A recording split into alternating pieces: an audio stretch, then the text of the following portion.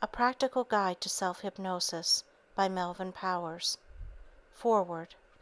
All of us like to think that our actions and reactions are a result of logical thought processes, but the fact is that suggestion influences our thinking a great deal more than logic. Consciously or unconsciously, our feelings about almost everything are largely molded by ready-made opinions and attitudes, fostered by our mass methods of communication. We cannot buy a bar of soap or a filtered cigarette without paying tribute to the impact of suggestion. Right or wrong, most of us place more confidence in what they say than what we do in our own powers of reason. This is the basic reason why psychiatrists are in short supply. We distrust our own mental processes and want an expert to tell us what to think and feel. Despite this tendency to adopt our attitudes from others, man has always been dimly aware that he can influence his own destiny by directing his thoughts and actions into constructive channels. He has always, to some extent, known that his mind exerts a powerful influence on his body, and that thoughts can have harmful or helpful effects on his emotional and physical health. The ancient Egyptian sleep temples and the attempts by early physicians to drive evil spirits out of the body were both attempts to influence the body through the mind. The unprecedented sale of The Power of Positive Thinking by Norman Vincent Peale and other inspirational literature proves that millions of modern people recognize the efficacy of constructive thoughts. What most of them do not recognize is that they are capable of implanting these beneficial thoughts in their own minds without reference to any outside agencies. This can be done through self-hypnosis. In modern society, we have many cults, religions, and methodologies which have mental discipline as their goal. The best example of a methodology is psychosomatic medicine, which deals with the interrelationship of the mind and body in the production of mental or physical illness. The rapid growth of hypnosis in the last few years is another example, and it is gratifying to see that the emphasis in this field is now shifting from hetero-hypnosis to self-hypnosis. Self-hypnosis is a highly suggestible state wherein the individual can direct suggestions to himself. It is a powerful tool in any therapeutic process, and highly motivated subjects can parallel the success of hetero-hypnosis through their own efforts. Self-hypnosis can be used as a palliative agent and can even afford lasting results in many areas of the organism. Self-hypnosis can alleviate distressing symptoms, substitute strong responses for weak responses, help overcome bad habits, create good habits, and help one's power of concentration. The total personality is eventually changed to the point where it can function adequately in an increasingly difficult environment. In learning self-hypnosis, the subject does not relinquish control of himself as is commonly believed. Actually, more control is gained. Self-sufficiency and self-confidence are inevitable results. It is well to remember, however, that even good things may be overdone, and good judgment is necessary for favorable results. Neither hypnosis nor self-hypnosis should ever be used indiscriminately. The effectiveness of self-hypnosis depends upon many factors. Strong motivation, intelligent application of suggestions, and diligence are prerequisites. We are not suggesting that self-hypnosis can take the place of all forms of psychotherapy. We do recommend it as an adjunct to therapy when indicated. Used judiciously, it can contribute a great deal to the individual's physical and emotional well-being and happiness.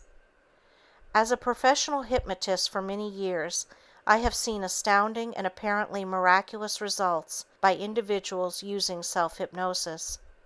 Many of these cases seem unbelievable to those not familiar with hypnotic phenomena. It should be remembered, though, that many individuals seek hypnosis only when all other forms of therapy have failed. This is so common that hypnosis has come to be known as a port of last call. Yet despite the seeming hopelessness of such cases, medical literature lists thousands of remarkable recoveries. There is nothing hit or miss about hypnosis. Used intelligently, the results are the same for all those who are properly motivated. Nor are the results singular to modern hypnotists alone.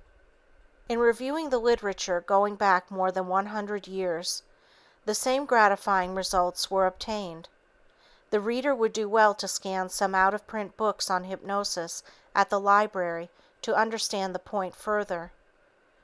This book is written in terms that are comprehensible to the layman.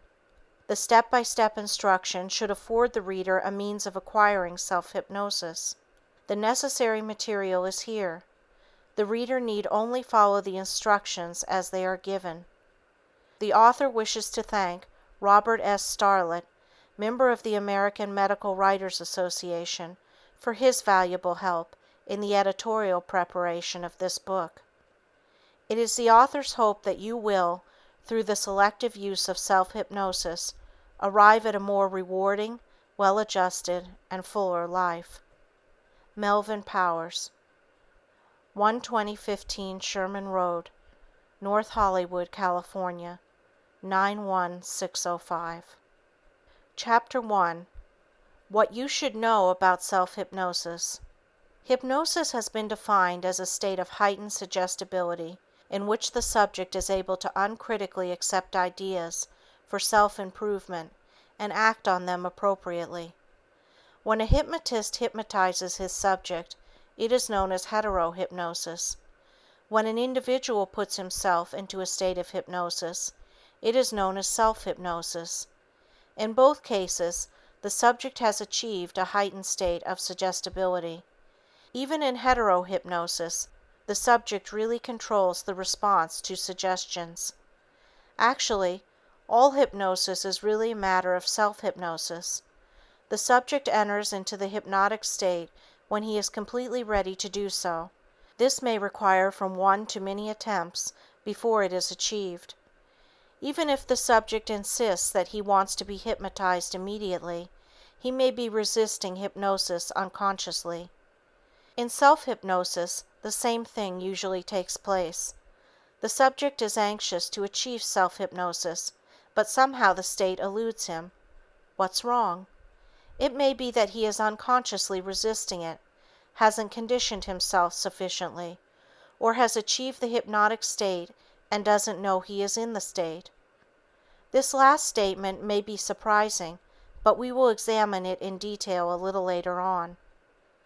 Most experts agree that about 90% of the population can be hypnotized.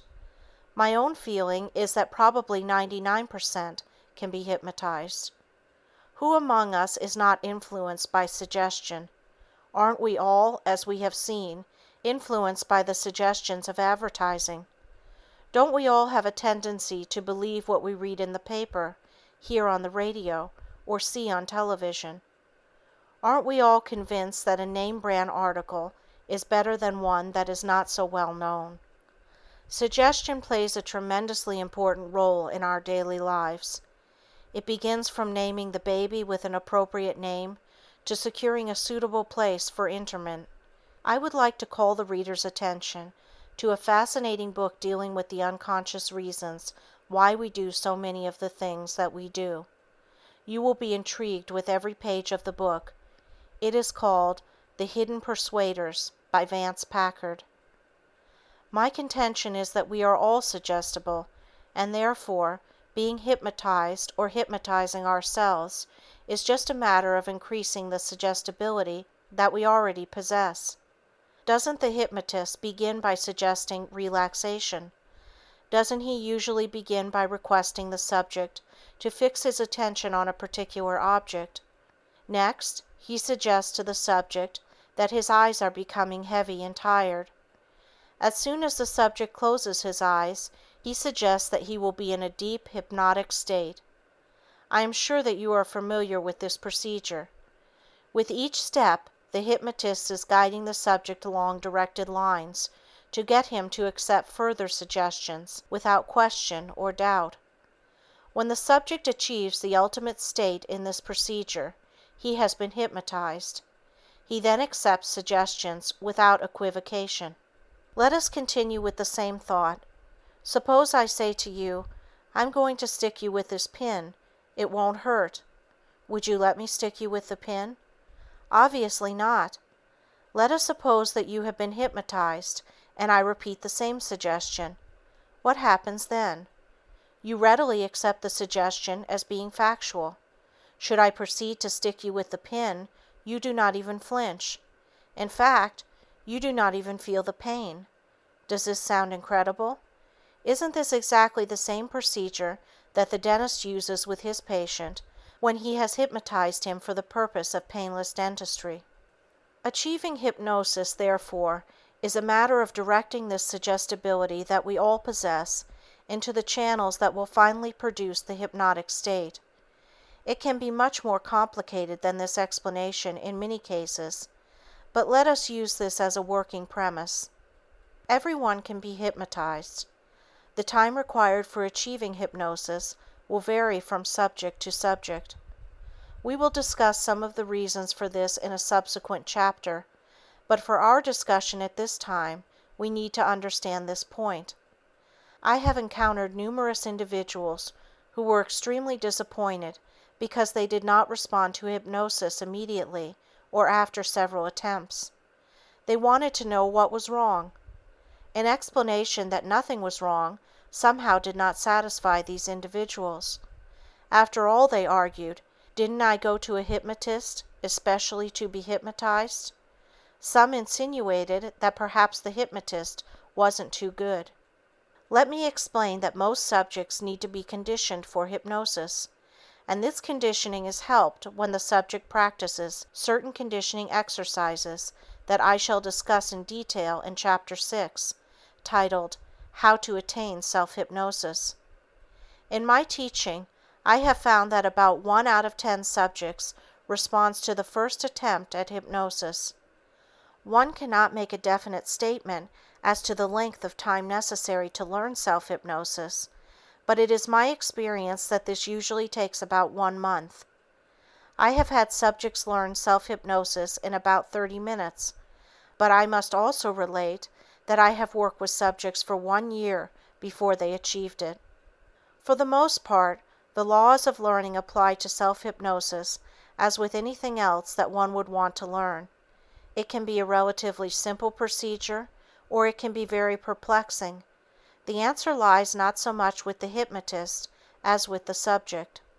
One question that arises is, if I'm under hypnosis, how can I give myself suggestions?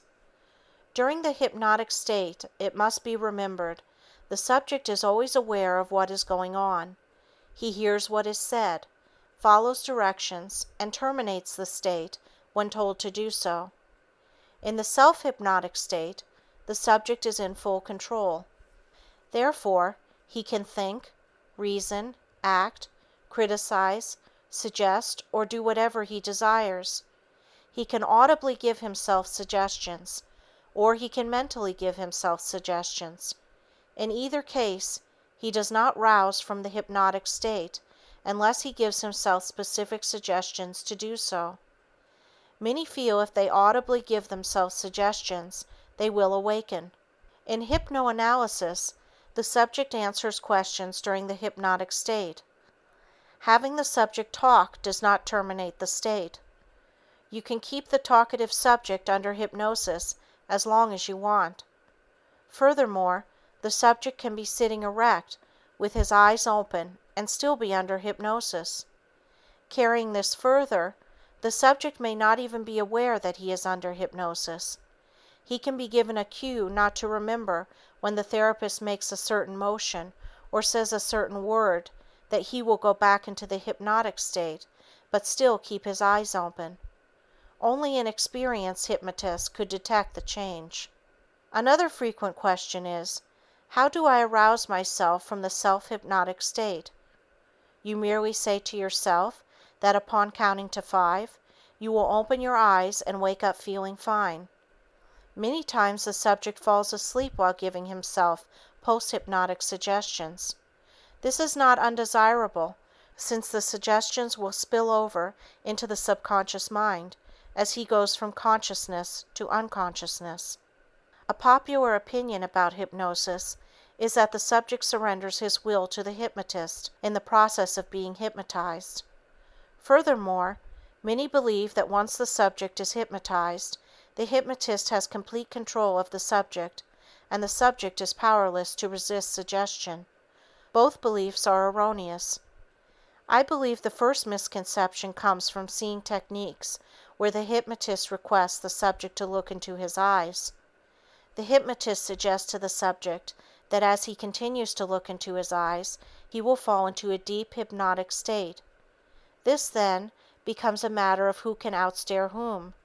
The subject usually begins to blink his eyes, and the hypnotist follows this up with rapid suggestions that the subject's eyes are becoming watery and heavy, and that the subject will fall into a deep hypnotic sleep just as soon as he, the subject, closes his eyes. This procedure gives the impression to the observer that the subject is willed to go under hypnosis. It appears that once the hypnotist concentrates or wills sufficiently, the subject succumbs. Actually, the hypnotist in this technique is not looking into the eyes of the subject. He fixes his attention on the bridge of the nose of the subject. The concept that the subject is a helpless automaton stems from the weird movies where the mad scientist has hypnotized subjects into behaving like zombies. Naturally, there is usually a beautiful girl in the movie and she too has been hypnotized. Even though the audience is sophisticated enough to realize that this science fiction drama is purely entertainment, the theme is repeated sufficiently in novels, comics, and television to make an indelible impression on the subconscious mind. It's the technique of telling the big lie so many times that it becomes believable. We are all influenced by this procedure. There is an excellent book explaining this very premise. It is called Battle for the Mind by William Sargent. It describes in detail the technique by which evangelists, psychiatrists, politicians, and advertising men can change your beliefs and behavior. Following the reason that the subconscious mind can be affected, you can see that a problem could present itself even though the subject consciously wishes to be hypnotized. Unconsciously, there may be a poor interrelationship with the hypnotist, which can create an unfavorable climate for hypnosis. When this is the case, the subject doesn't respond until such a time that he relates well to the hypnotist. Even the most calculated procedures will fail until a positive transference relationship is established. I am sure that you sometimes have said, "For some reason I don't like that person." If pressed for an answer, you'll probably reply, "I can't explain it, but I just have a feeling about him." Actually, your subconscious reactions are influencing your thinking, and you feel a certain way. The same thing takes place in business transactions. You either like or dislike the proposition presented to you. You may say, "I have a certain feeling about this deal." You may not be conscious of the reasons, but your subconscious has reacted automatically because of previous experience along similar lines. In giving you some insight into the hypnotic procedure, I am trying to point out certain problems in regard to acquiring self-hypnosis. For the most part, it is not a simple procedure that is accomplished immediately. You can't just will it.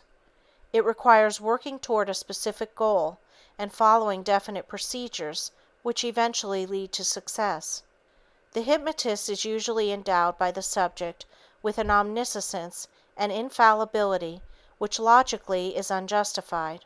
The subject is naturally extremely disappointed if he doesn't respond immediately.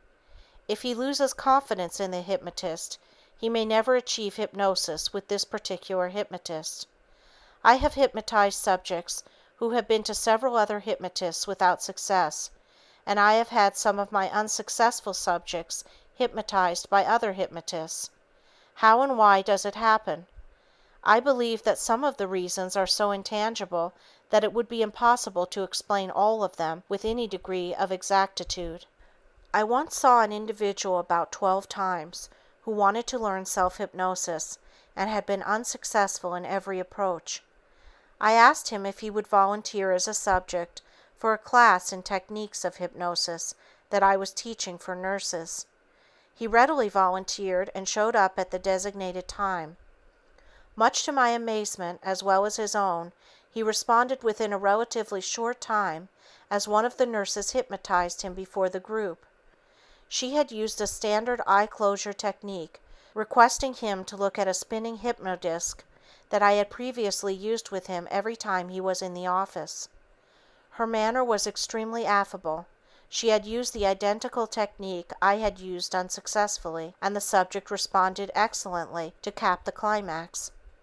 He was the first subject the nurse had ever hypnotized, since this was only her third lesson. How would you account for it? Here was one of my students with 2 weeks' experience hypnotizing a subject, where I had failed while using every procedure that I felt would work. Was it because she was a better hypnotist? Perhaps. However, I'd like to recall at this time our discussion about subconscious responses. I'm inclined to feel that being hypnotized by a middle-aged female nurse created certain favorable unconscious responses, which accounted for his going under hypnosis at that time. It created the initial breakthrough which was needed. I was able to hypnotize him easily at his next appointment, and he acquired self-hypnosis readily from that time on.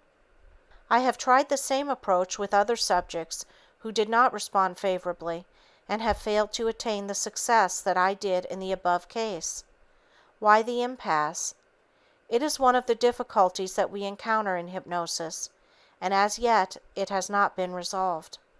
We know that the easiest way to achieve self-hypnosis is to be hypnotized and given a post-hypnotic suggestion that you will respond to hypnosis by a keyword, phrase, or gesture. I have tried to point out some problems that can arise. Needless to say, these problems do not always arise, and the attainment of self-hypnosis can be a relatively simple procedure. There is usually some way of reaching a subject who does not respond in a reasonable length of time.